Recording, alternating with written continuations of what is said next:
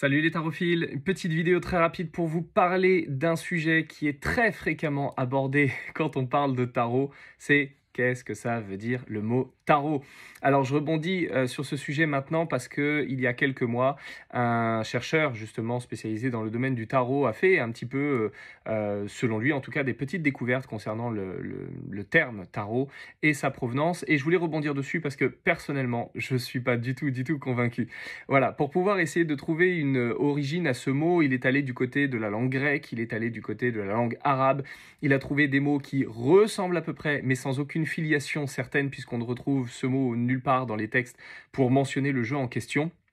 Et ce terme serait un terme définissant la folie, le manque d'esprit. Voilà ce qu'on retrouve par exemple avec la carte du mat, qui est le fou. Et donc selon lui, selon sa théorie, le terme ayant donné plus tard le mot tarot, en fait, n'était qu'un terme qui définirait en soi la carte du mat du jeu. Et donc par glissement métonymique, on aurait utilisé ce terme pour pouvoir définir l'intégralité du jeu. Personnellement, je ne suis pas convaincu et j'ai plutôt une autre théorie que je souhaitais vous soumettre. Vous en ferez ce que vous voudrez, mais je la trouve pour le moins intéressante.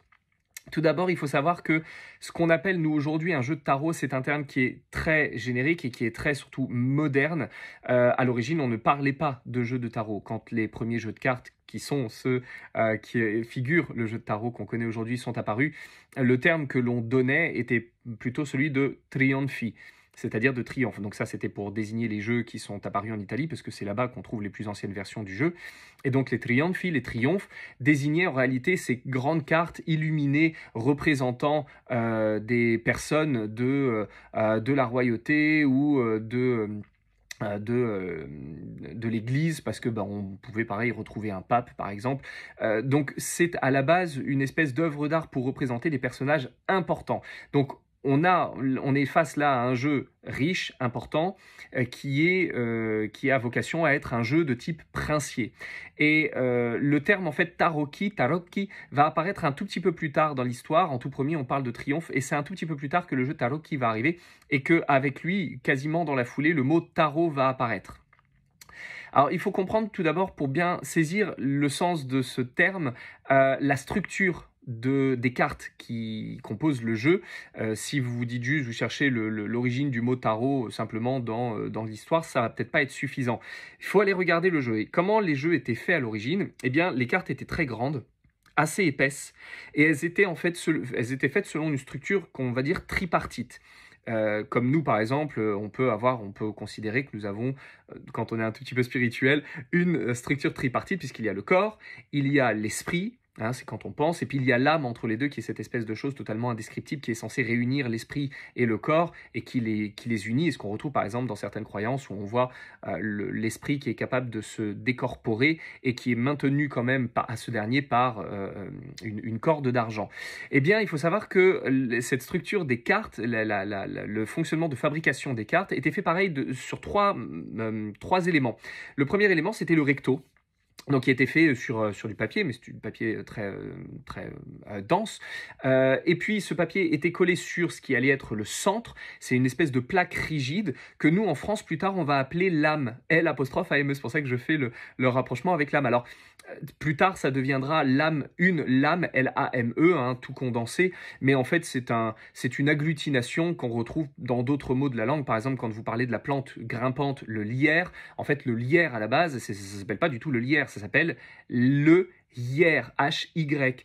Et plus tard, le hier est devenu lierre et c'est devenu le lierre. Et c'est la même chose avec lame. On va appeler ça lame et puis après la lame. Donc, on a le recto, puis on a la lame sur laquelle c'est collé, et en dessous, on a le verso. Et ce verso, dans les toutes premières versions des jeux, du moins pour ce que j'en sais, ce verso est blanc. Il n'a pas de motif. Et pourtant, un tout petit peu après l'apparition des jeux, va voir une expansion extraordinaire d'une pratique italienne d'ornementation qui va totalement changer la donne. Et cette pratique d'ornementation, en italien, on appelle ça le tarocatto. Le tarocatto, ça vient du verbe taroccare, et taroccare, comme tarocatto, ça désigne en fait un objet qui a été falsifié, contrefait. C'est-à-dire taroccare, c'est falsifier quelque chose, imiter, c'est une imitation. Alors, on pourrait très bien se dire, effectivement, bah, les premiers jeux, après tout, c'était des imitations de la réalité parce qu'on représentait les princes, les valets, on représentait les rois, on représentait les papes, etc. Donc, c'était peut-être une imitation finalement. Le jeu représentait simplement, voilà, imitait, falsifiait la réalité, c'est possible. Mais à mon avis, c'était pas uniquement ça. Aujourd'hui, vous avez toujours un terme qui existe encore en Italie, qui est le terme tarocco, et que vous connaissez peut-être si vous aimez les fruits, parce qu'il s'agit de l'orange sicilienne. Et en fait, ce terme de tarocco, il provient de quelque part, c'est pas du tout un hasard et c'est pas du tout une spéculation, on le sait, ça vient du terme taroccata, taroccata. Et en fait, le taroccata, ça désignait l'art de l'estampage à la feuille d'or. Et en fait, quand on faisait de l'estampage à la feuille d'or, c'était pour produire des motifs répétitifs, hein, vous savez, un petit peu comme lorsque vous avez une frise sur du papier peint, c'est toujours des motifs qui se reproduisent. Eh bien, on faisait ça en Italie, l'art du taroccata, où on faisait de l'estampage à la feuille d'or. Et sauf que cet estampage, quand on le faisait sur du papier, eh ben, en fait, ça créait des embossures, ça faisait des... Embossage. Ça faisait des espèces de bosses, des espèces de déformations. Et en fait, cette déformation, c'est exactement ce que l'on retrouve sur la peau de l'orange sicilienne. Et c'est pour ça qu'on va justement avoir une analogie entre les deux termes, tarocco et taroccata. D'autant plus que cet estampage, ces embossages, étaient faits justement en feuilles d'or et donc qui reprenaient justement cette couleur orangée, dorée, que l'on retrouve d'ailleurs dans certains mythes. Je pense par exemple au jardin des Hespérides avec les pommes d'or. En fait, les pommes d'or, ce sont pas des pommes, ce sont des oranges. Simplement, c'est pas plus con que ça. Et donc, on voit que ce terme, là en l'occurrence, qui lie l'orange à l'estampage, est directement lié, bien entendu, à ce qui s'est produit ensuite dans l'histoire, avec l'apparition des premiers jeux de tarocco, de tarot, qui se sont retrouvés avec cette fois-ci au dos des motifs répétitifs, un peu comme lorsque vous avez vos cartes de tarot et qu'au dos on a cette espèce de reproduction d'un motif un peu psychédélique. Et bien on faisait exactement la même chose, sauf que ce terme-là n'étaient pas vraiment attribués dans les premiers temps aux grands jeux princiers. On les a surtout ensuite donnés aux jeux qui étaient populaires, à ceux qui passaient de main en main, malgré effectivement la pauvreté des gens de l'époque, ils arrivaient quand même à s'en acheter. C'était un petit peu, on va dire, la version Wish du jeu de tarot princier. Et pourquoi on l'a donné ce mot-là? Peut-être parce que justement ce jeu qui est soudainement devenu vulgaire, c'est-à-dire vulgaris, c'est-à-dire le peuple, c'est-à-dire populaire, qui s'est retrouvé entre les mains du peuple, n'était qu'une imitation du jeu princier. Voilà. Et donc, à cet endroit-là, on se retrouve avec des jeux de tarocchi. Alors, pourquoi tarocchi? Pourquoi on est passé là-dessus? Simplement parce que le terme qu'on avait à la base, c'était tarocco. Et comment on fait en italien pour pluraliser un terme, on transforme le O en I. Et pourquoi est-ce qu'on le pluralise à cet endroit-là? Simplement parce qu'à l'origine, le terme de tarocco, ça désigne une carte. Une carte est un tarocco. Ce qui fait qu'en fait, quand on se dit on tire le tarot, on devrait dire on tire les tarots. Par exemple, si vous dites tirer une carte, en italien, on aurait pu dire certainement à l'époque tirate un tarocco. Et si on dit mélanger les cartes, dans ce cas-là, on mélange les tarots et on aurait dit mischiate le tarocchi. Et on n'aurait pas mis un O, on aurait mis un I parce que c'est ainsi. On pluralise avec un I et non pas un O.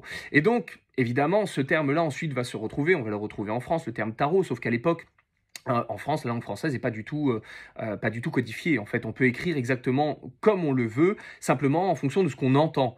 Et donc, si vous entendez le mot tarot, vous écrivez tarot comme vous voulez. En fait, les premières écritures qu'on a retrouvées, c'est T-A-R-A-U-X. Donc, on est même encore très loin de la version qu'on connaît.